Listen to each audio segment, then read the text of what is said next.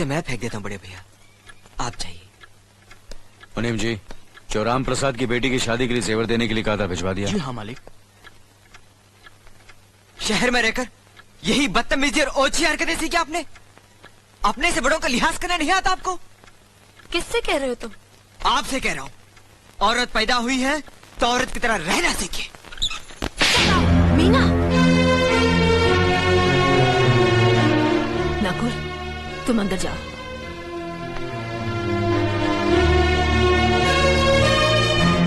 पागल हो गई हो तुम?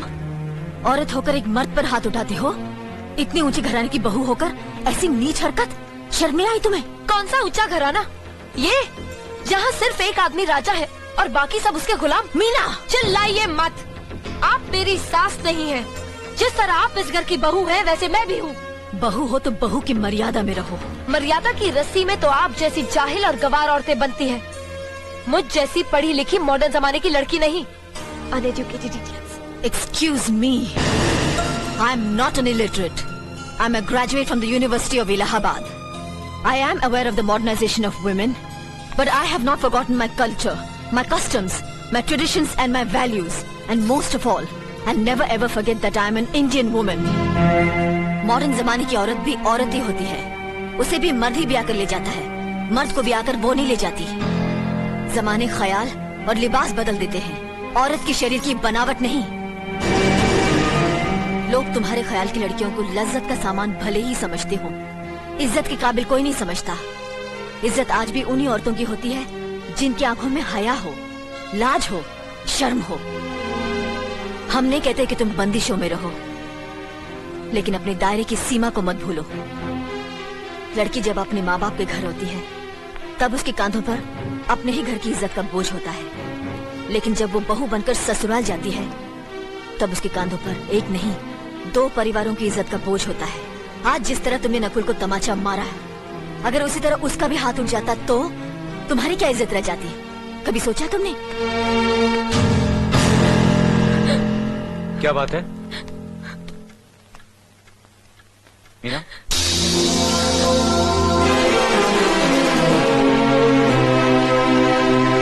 क्या हुआ भाभी? कुछ नहीं। मीना कह रही थी कि उसे खाना बनाना नहीं आता। हमने सोचा कि 2-4 खरी खोटी सुनाने से ही सीखेगी, तो सुना दिया। बस रोने लगी। क्यों अर्जुन, हमें तुम्हारी बीवी को डांटने का भी हक नहीं? क्यों नहीं, आप हमारी भाभी माँ हैं। आप मार सकती हैं, डांट सकती हैं, कुछ भी कर सकती हैं।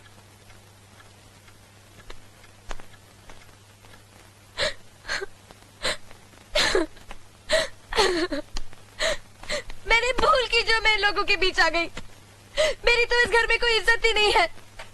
जब देखो तो सब मेरी इंसल्ट करते रहते हैं। मैं कब से रो रही हूँ, तुम पूछ भी नहीं रहे हो कि मैं क्यों रो रही हूँ। बेकार हो रही है तो कौन पूछेगा? अच्छा, तो मैं तुम्हारे लिए और इस घर के लिए बेकार हो गई हूँ। अरे बेकार तो तुम हो गए अपने परिवार के बीच में रहकर। मैं कब से बोले जा रही हूँ और तुम हो के सुन ही नहीं रहे हो। इंसान की चीख सुनकर लोग शुभ अशुभ का विचार करते हैं, लेकिन जब मेंढकी को जुकाम होता है उसकी चीख की कोई परवाह नहीं करता। ये मत भूलो कि जब मेंढकी चिल्लाती है तो आंधी और तूफान आते हैं। आंधी और तूफान आएंगे तो उसका नतीजा तुम्हें ही भुगतना पड़ेगा। तो फिर ठीक है, अब मैं तुम्हारे साथ तब भी रहूंगी जब तुम मेरे साथ मेरे डैडी के घर रहोगे।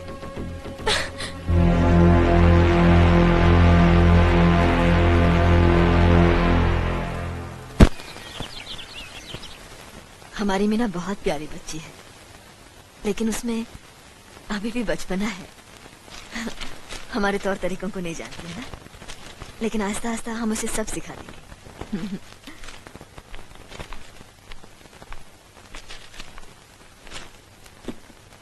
बड़े भैया, ये अपने घर जाना चाहती है। जाना भी चाहिए। 4-5 महीने हो गए, मायके की याद भी आती होगी इसे। और अर्जुन, तुम्हारे ससुर जी तुम्हें कई बार बुला चुके हैं, तुम भी कुछ दिनों के लिए हो आओ, तुम्हारा मन भी बहल जाएगा। अगर ये वापस लौटने के लिए जा रही होती तो मैं जरूर जाता, मगर ये तो हमेशा के लिए इस घर से जा रही है। कैसी बातें कर रहे हो? अगर तुम दोनों के ख्यालात एक दूसरे से नहीं मिलते तो इस मामले को घर की 4 दीवारी में बैठकर आपस में सुलझा लेना चाहिए। बहू शहर की पढ़ी लिखी लड़की है, उसे गांव की रीति रिवाज के बारे में क्या मालूम? ये तो तुम्हारा फर्ज बनता अर्जुन कि तुम उसे हमारे तौर तरीके सिखाओ।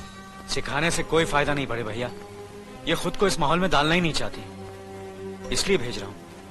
अच्छा, तो तुमने फैसला भी कर डाला? बड़े भैया, बात यह है कि मैंने मीना को, तुम बहुत समझदार भी हो गए हो ना,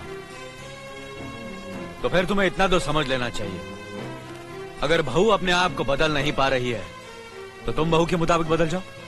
आखिर वो तुम्हारी पत्नी है, उसका साथ देना तुम्हारा धर्म है। तुम्हारे भरोसे ही तो उसने अपनी सारी जिंदगी सौंप दी तुम्हें। अर्जुन, मेरे दर्द पर तुम तड़प उठोगे, तुम्हें तकलीफ होगी तो मैं रो दूंगा, क्योंकि हम दोनों एक ही मां की संतान हैं, खून का रिश्ता है हमारा। मगर पत्नी का नाता उससे कहीं ज्यादा गहरा होता है, क्योंकि वो पराये घर से आकर अपनों से कहीं ज्यादा अपनी हो जाती है, परछाई बन जाती है हमारी। पति शरीर है तो पत्नी उसकी आत्मा है। पत्नी ही पति के जीवन को सही अर्थ देती है, उसे कामयाब बनाती। पत्नी के बगैर पति बेजान और बेमाने हो जाते। अगर आज तुम अपनी पत्नी को हमेशा के लिए उसके मैके छोड़ाओगे तो यह गांव, यह समाज क्या कहेगा हमारे बारे में? जरा सोचो अर्जुन, न्याय के सिंहासन पर बैठकर जो लोगों के अच्छे बुरे का फैसला करता है, अगर उसी के घर में नाइंसाफी होगी तो लोग हंसेंगे हम पर, किसी को मुंह दिखाने के काबिल नहीं रहेंगे हम। बड़े भैया, मुझसे भूल हो गई, मुझे माफ कर दीजिए। मुनीम जी। जी मालिक। जायदाद के दस्तावेज लाइए। जी अभी लाया। बहू, पति ही पत्नी की असली शक्ति होती है। हमारे पुरखों ने कुल धर्म पत्नी के बारे में कहा है, जो पति के काम में उसकी मददगार हो, उसे अच्छी सलाह दे, जो दासी की तरह उसकी सेवा करे, मां की तरह उसे खिलाए पिलाए, लक्ष्मी का रूप हो और धरती की तरह उसमें सहन शक्ति हो, वही आदर्श पत्नी होती है। औरत की सोच मर्द का मुकद्दर बनाती है। वो जब बनाने पर आती है तो कुटिया को महल कर देती है, और जब बिगाड़ने पर उतरती है तो महल को मिट्टी का ढेर बना देती है। मालिक, ये जायदाद के दस्तावेज है। हमारी जमीन जायदाद कहां कहां है और कितनी है, उसका हिसाब किताब ना बाबूजी को मालूम था, ना हम तीनों भाइयों को मालूम है। बहू, तुम पढ़ी लिखी हो, आज से इसका हिसाब किताब तुम देखोगी। लक्ष्मी जी। अपनी चाबियों का गुच्छा और ये कागजात बहू को दे दो।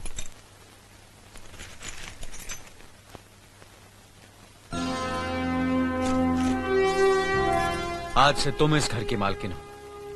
तुम जहां कहोगी, जिस कागज पर कहोगी, हम तीनों भाई चुपचाप आंख बंद करके दस्तखत कर देंगे।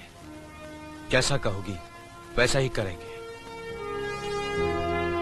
बस एक ही विनती है बहू, हम तीनों भाइयों को अलग करने का ख्याल अपने मन में कभी आने मत देना।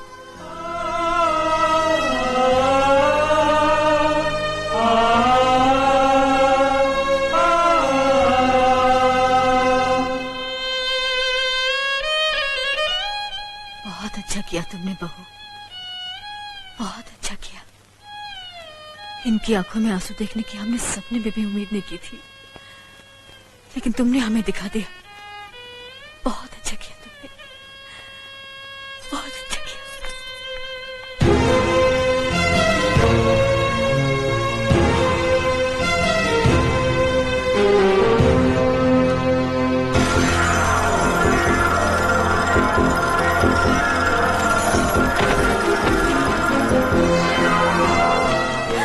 मीना, मीना, क्या हुआ बहू?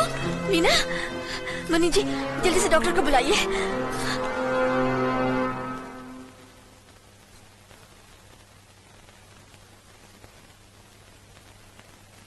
घबराने की कोई बात नहीं, ये माँ बनने वाली है।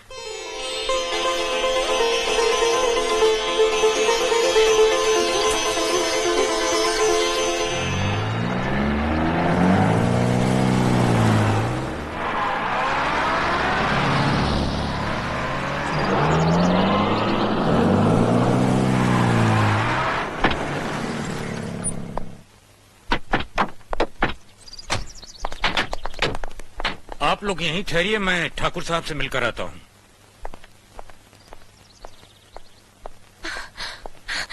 डैडी, डैडी, कैसी हो बेटी? What a pleasant surprise. आने की खबर भी नहीं की।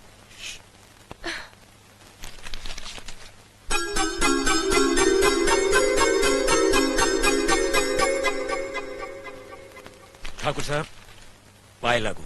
समधी जी, आप अचानक यहाँ कैसे? तशरीफ रखिए, बैठिए ना। आपके बराबर बैठने की मैंने कभी गुस्ताखी नहीं की, तो आज कैसे करूंगा? बहुत दिनों बाद हम लोग मिल रहे हैं। कहिए, आपका कारोबार कैसे चल रहा है? आपकी कृपा और आशीर्वाद से ठीक ही चल रहा है। दिल्ली में इंडस्ट्रीज मिनिस्टर के साथ कब की अपॉइंटमेंट ली है? कल सुबह 11 बजे सर। इनकम टैक्स केस का वकील ने कहा है कि 15 तारीख की हियरिंग में मामला क्लियर हो जाएगा। आज एक्सपोर्ट का माल जापान के लिए जहाज से रवाना हो जाएगा ना? जी हाँ सर। नमस्ते ठाकुर साहब। नमस्ते नमस्ते नमस्ते। अरे दीनानाथ जी, आप लोगों ने यहाँ आने की तकलीफ क्यों की? मैं आपकी संस्था के लिए गवर्नर साहब से बात कर चुका हूँ, आपका काम हो जाएगा। धन्यवाद, बहुत बहुत। अरे गोपीनाथ जी, होम मिनिस्टर ने वादा किया कि आपके भाई का ट्रांसफर जल्दी ही हो जाएगा। Thank you sir. Daddy, good morning daddy. Good morning my child. आप कहीं जा रहे हैं क्या?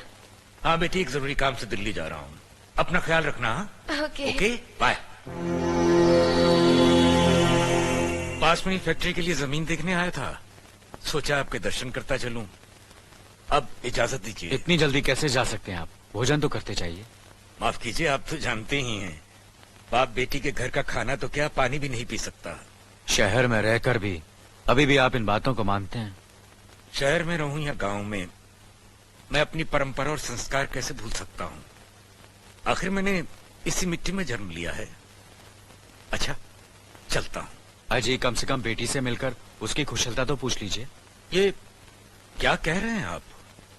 मैं इतना ऊंचा नहीं हूं कि अपनी बेटी की कुशलता पूछकर आपका अपमान करूं। ठाकुर साहब, ये तो मेरी बेटी का सौभाग्य है कि वो इस मंदिर जैसे पवित्र घर में बहू बनकर आई, और फिर आपकी छत्र छाया में तो वो कुशल हो गई ही। राम राम। राम राम। बेटे, जिस तरह तुम मैके में चहकाती रही हो ना, वैसे ही अपनी ससुराल को भी महकाती रहना। जी।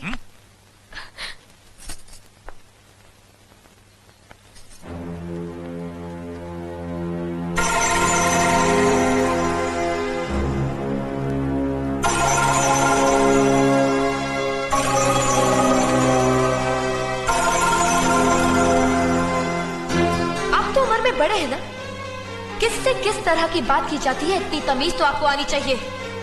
Mind it, mind it, mind it, mind it, mind it. बड़े भैया, अरे? मुझे माफ कर दीजिए। क्या हुआ? मुझे माफ कर ये दीजिए। क्या कर रही हो? अपने पापों का प्रायश्चित कर रही हूँ। मैंने आप जैसे देवता का अपमान किया है, आपका दिल दुखा है, मुझे माफ कर दीजिए बड़े भैया, मुझे माफ कर दीजिए, मुझे माफ कर दीजिए, लक्ष्मी, मुझे माफ कर दीजिए बड़े भैया, बड़े भैया मुझे माफ कर दीजिए, मुझ पर तरस खाकर मुझे माफ मीना, कर दीजिए बड़े चलो भैया। तुम्हें ऐसे नहीं बैठना चाहिए, मुझे माफ इससे बच्चे पर असर पड़ेगा बेटे। मैं आपकी भी दोषी हूँ दीदी। आपने जेठानी की जगह माँ बनकर मेरी गलतियों को बर्दाश्त किया, और मैं अभागन आपकी बेटी न बन सकी। मुझे माफ कर दीजिए दीदी, मुझे माफ कर दीजिए। अब चुप भी हो जा। तो हमने कब तुम्हारी बात का बुरा माना? हाँ, पगली, रोते नहीं।